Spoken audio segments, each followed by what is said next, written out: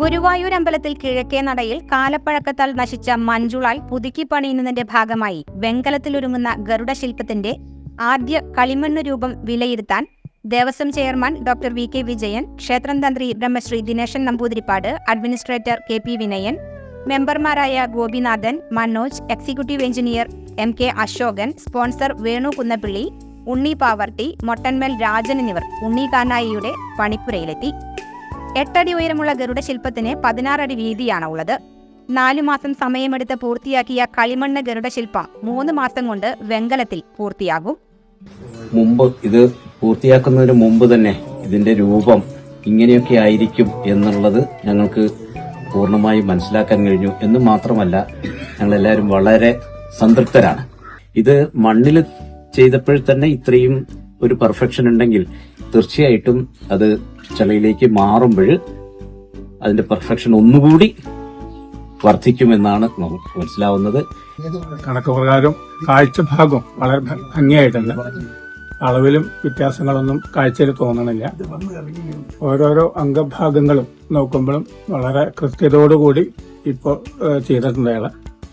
ഈ വാർത്ത കിട്ടുമ്പോൾ അതിൻ്റെതായിട്ടുള്ള വ്യത്യാസങ്ങളൊക്കെ അദ്ദേഹം ശരിയാക്കും, ഉണ്ണി ശരിയാക്കും വിചാരിക്കുന്നു. എന്തായാലും ഇപ്പോഴത്തെ നിലയ്ക്ക് വളരെ ഗംഭീരമായുണ്ട് ഈ മെഴുവിലുണ്ടാക്കിയിട്ടുള്ള അല്ലെങ്കിൽ മണ്ണിലുണ്ടാക്കിയിട്ടുള്ള ഈ ഗരുഡന്റെ രൂപം.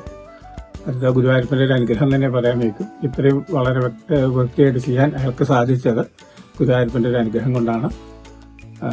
ഇനി ഇതിന് മുകളിലേക്കും അതേമാതിരി നല്ല ഭംഗിയോടും വൃത്തിയോടും കൂടി ചെയ്യാനുള്ള ഒരു യോഗം കൂടി അയാൾക്ക് ഉണ്ടാവട്ടെ. അതിനുവേണ്ടി ഗുരുവായൂരപ്പനോട് പ്രാർത്ഥിക്കും.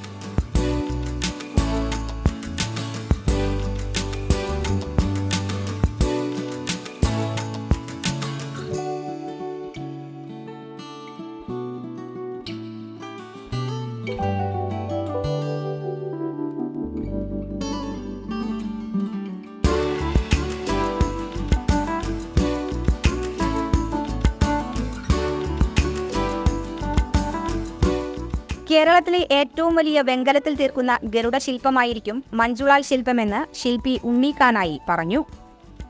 ഗുരുവായൂർ ക്ഷേത്രനടയിലെ കിഴക്കേ നടയിൽ സ്ഥാപിക്കാൻ വേണ്ടിയാണ് ഈ ഗരുഡ ശില്പം ഇവിടെ ഒരുങ്ങുന്നത്.